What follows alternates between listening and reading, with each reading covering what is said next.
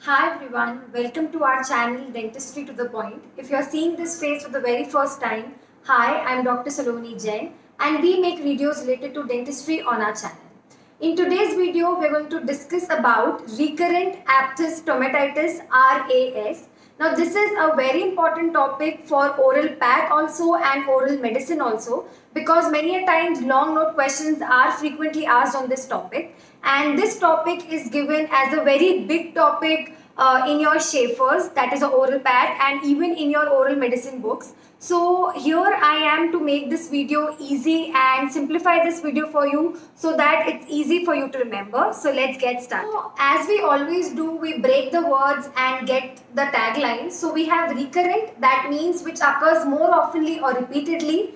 Aphthous or aphthe, these are small group of ulcers which occur in groups, or small ulcers that occur in groups. And stomatitis, that is inflammation involving the mucous membrane of the mouth. So if we put these words together, what we get is that these are small ulcers occurring in the group involving the mucous membrane, which occur repeatedly or which occur oftenly. So the tagline of the disease also goes as that it is characterized by the development of small painful ulcers which occur, small painful recurring ulcers that occur on the mucous membrane of the oral cavity. Now there are three other names for this, and the other names are this time easy to remember because first is recurrent hata diya and first name is aphthous ulcer. Second name is aphthe and third name is canker sore. Now moving on to the etiology and predisposing factors. Now what is an etiology and a predisposing factor? Firstly, etiology मतलब कि the cause of the disease which causes the disease, okay? वो singly involved है जो cause कर रही है disease को. But when you talk about and when you say predisposing factor, मतलब कि कोई underlying cause already present है and that is helping the disease to aggravate, that is aggravating the disease, that is influencing the disease. मतलब कोई underlying cause already present है जिसकी वजह से आपकी disease जो है वो aggravate हो रही है या और हो रही है. So this is, now there are several points in your etiology as well as your predisposing factors. So small trick which I have devised is कि क्योंकि ये disease अपने आप में बहुत बड़ी है, तो you have to remember a short name that is big tapes, okay? क्योंकि ये disease बहुत बड़ी है तो इसका बहुत बड़ा tape चलेगा, मतलब recording भी उतनी बड़ी चलेगी तो बहुत बड़ा tape चलेगा, तो you have to remember big tapes. और बिग जो है आपका उसकी स्पेलिंग यहाँ पर BIG की जगह आप BIIG यूज करेंगे और टेप्स तो आपका TAPES होगा. सो जो बिग आप यूज करोगे BIIG, that is going to involve your etiology, and जो टेप्स होगा that is going to involve your predisposing factors. So starting with the etiology, as I've told you, you have to remember this by the mnemonics big, that is BIIG. So first one, that is B, is your bacterial infection.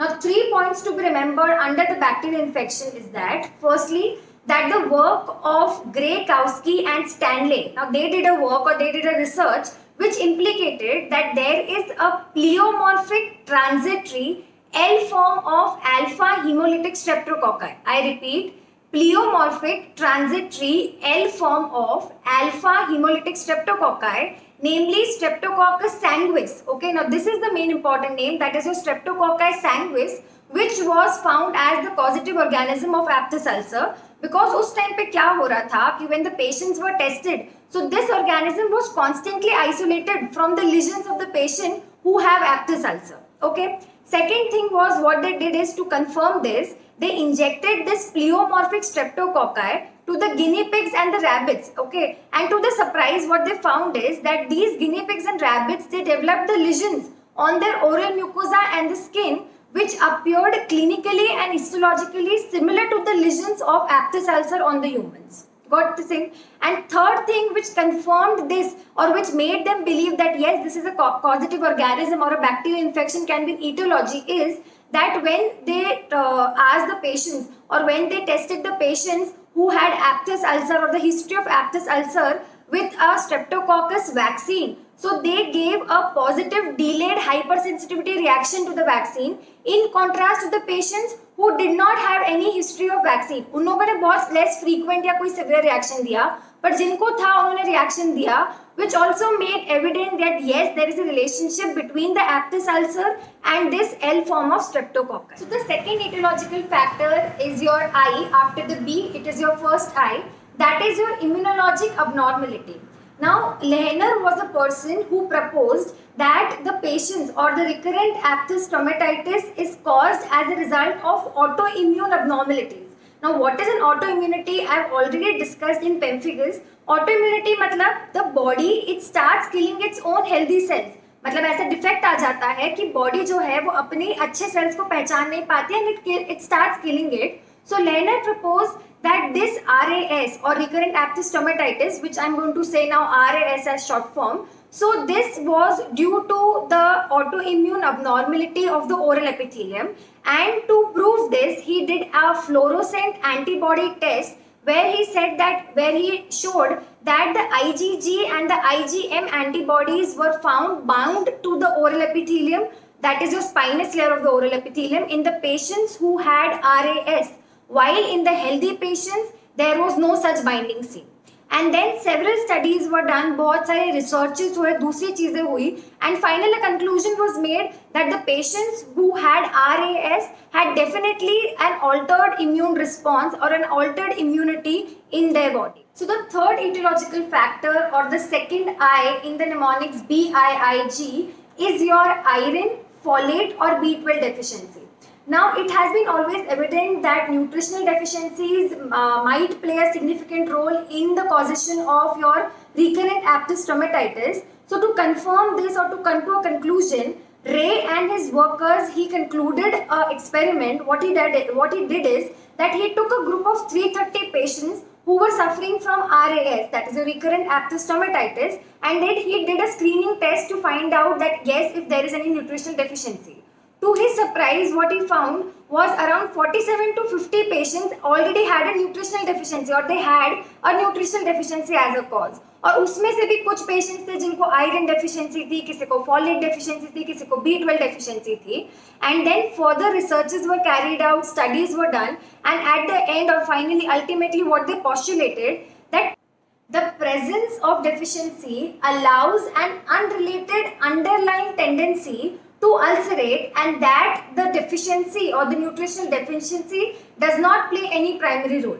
Now, इसका मतलब क्या हुआ? मतलब उनके according उन्होंने जितनी सारी studies की तो उसका कंक्लूजन ये निकला, उन्होंने ऐसा बोला कि सिर्फ ये एक प्राइमरी फैक्टर नहीं है कि डेफिशिएंसी हुई और उसकी वजह से रिकरेंट एप्थस हो गए.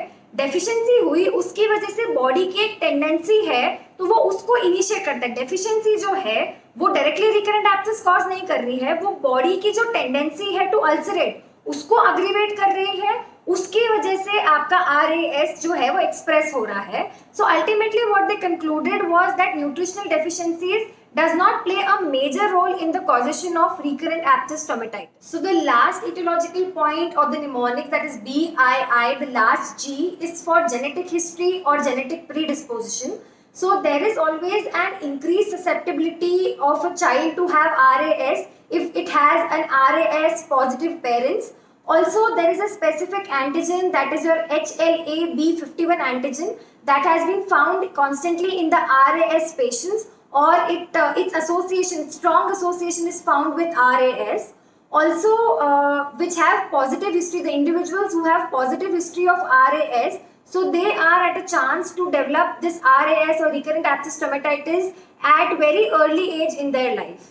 So this is all about the etiological factors of RAS, the mnemonics being BIIG, and the overview goes as B for bacterial infections, I for immunological abnormalities, another I for iron, folate and B12 deficiencies, and the G is for genetic predisposition or genetic history. Moving on to the predisposing factors. So as I've already told you, predisposing factors मतलब underlying factors जो already present थे, जो aggravate कर सकते हैं disease को, या फिर preceding, immediately preceding factors which lead to the disease. जो डिजीज होने के पहले मतलब ये फैक्टर्स पहले प्रेजेंट थे जिसकी वजह से डिजीज हुई है, these are the predisposing factors. And the mnemonics I have already told you is TAPES, क्योंकि मैंने बोला ये डिजीज अपने आप में बहुत बड़ी है तो इसका एकदम बिग टेप चलेगा, बड़ा टेप बजेगा इस डिजीज का. So the mnemonics to remember the predisposing factors is your TAPES, that is TAPES. Starting with the T, so in T you have your trauma. Now trauma could be any kind of local trauma, dental trauma. Now these could be in the form of self-inflicted bites और any surgical procedures, या फिर tooth brushing की वजह से trauma हुआ है, या needle injuries हुई है, कोई भी डेंटल ट्रॉमा कुछ भी हो सकता है. Second you have your A, that is your allergy. Now allergy, like persons who have an underlying allergy in the form of asthmas or hay fever or any kind of food allergy or any kind of drug allergy, that are all considered in the allergy, which can aggravate to RAS. Also, an interesting thing to note here is that there is a negative correlation between RAS and smoking. That is, negative बोलो या कोई association नहीं है, मतलब कोई smoking से association नहीं है रिकरेंट एप्थस स्टोमेटाइटिस का या एप्थस अल्सर्स का. मतलब कि smoking is nowhere in the aetiological और pathological factors for RAS. Okay, उसके बाद second we have your P. Now P is for psychic factors. Psychic factors मतलब acute psychological factors, like for example your stress. Now जैसे exam period आता है तो बच्चे they undergo a lot of stress. Okay, so that time पे you will have more of your recurrent aphthous ulcers और एप्थस ulcers, but as compared to the period where a child is enjoying his vacations or his holidays. So this comes in your psychological factors, that is any kind of stress you have, तो वो भी aggravate करता है RAS को. Moving on to the next in sequence, that is your E, TAP, and then you have E. So E is for endocrinal disturbances or endocrine conditions. So it has been found that there is a strong association or a strong relationship in the occurrence of RAS and your menstruation or post ovulation or pregnancy. So this a strong relation have been found in this कि जब भी ये सब conditions आती है, so there is an more chances of RAS to occur. Also, the greatest of the aphthous ulcers are seen in your pre-menstruation period or your menstruation period. ठीक है? Now the last one is your S, that is your systemic factors. Now there are several diseases or several syndromes in which aphthous ulcers occur. Okay, so what is that? Firstly is your Behcet syndrome. Now Behcet syndrome is a multi-system syndrome and it is a very big syndrome, but the main thing which connects with RAS that it has got oral and genital aphthous ulcers. उसमें और दूसरी चीजें भी है, ocular disturbances, gastrointestinal disturbances, but the main thing जो उसको relate करती है एप्थस से, इसकी oral and genital ulcers होते हैं. HIV पेशेंट्स में भी आपको एप्थस अल्सर्स मिलते हैं. MAGIC syndrome, that is your major aphthous and generalised inflamed cartilage, also like cyclic neutropenia.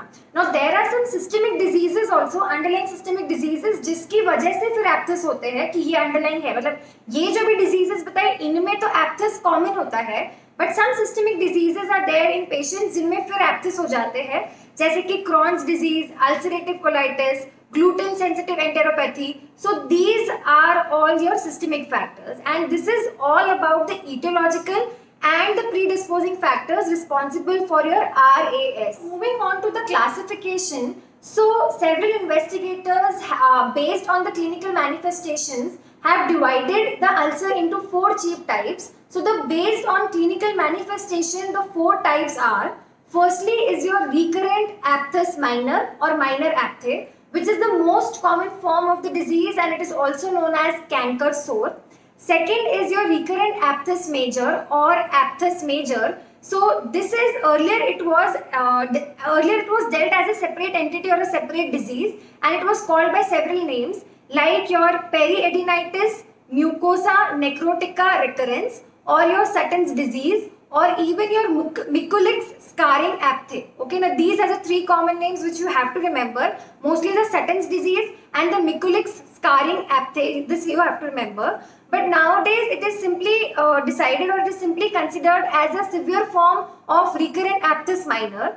The third is your recurrent herpetiform lesion or recurrent herpetiform aphthous. Now this is nothing but dozens or clusters of lesions appear as a form of a herpetic, these resemble a herpetic lesion, but it does not have any virus etiology to it. The patients are not diagnosed with any viral etiology. And the fourth is the recurrent aphthous ulcers associated with Behcet syndrome. Now this topic or the Behcet syndrome topic will be dealt separately. It's an individual topic to be dealt. Now this was based on the clinical severity. Other classification is there which is based on the, this was because of the clinical manifestations. Okay, Now, other classification is based on the severity, which is divided into two types. Simple aphthosis and complex aphthosis. Okay, now simple aphthosis में क्या होता है कि ये जितने भी अभी हमने ऊपर माइनर, मेजर, हेपेटिफॉर्म डिस्कस किए, so these are all your simple aphthosis और majority of these are simple aphthosis. उसमें क्या होता है कि when there is your recurrent aphthous ulcer, so there is a distinct period which is free from ulceration and then there is recurrence. एक free period होता है. But when you talk about your complex aphthosis, तो there is almost constantly जो आपके ulcers होते हैं वो present होते हैं, एंड नेमली 3 या more than 3 ulcers are almost constantly present in that type of disease. Okay, so this is all about the classification, the etiology and the predisposing factors. I hope that you understood this. This is all about the part 1 video we have discussed. The clinical, the histological features and the treatment, everything would be discussed in the part 2 video. So stay tuned for that. And if you understood till now, then please like, share and subscribe to our channel. Also hit the little bell so that you're notified every time we upload a video, and stay tuned for the part 2 video. Thank you so much.